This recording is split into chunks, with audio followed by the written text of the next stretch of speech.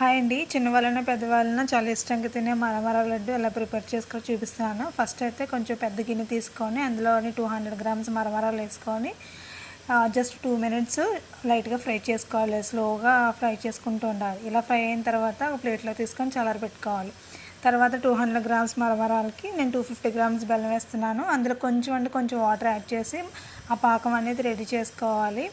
ఇలా పాకం మెల్ట్ చూసుకోవాలి, అస్సలు మాడిపోకూడదు. లో ఫ్లేమ్లో పెట్టుకొని కలుపుకుంటూ ఉండాలి. అందులో కొంచెం గీ యాడ్ చేస్తున్నాను, స్మెల్ బాగుంటుందని.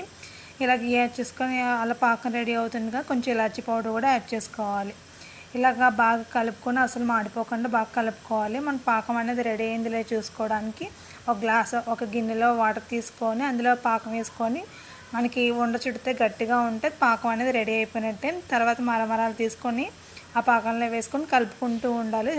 చల్లారకుండానే ఆ వేడి మీద ఉండగా మనకు నచ్చిన సైజులో లడ్డూలు చేసుకోవాలి.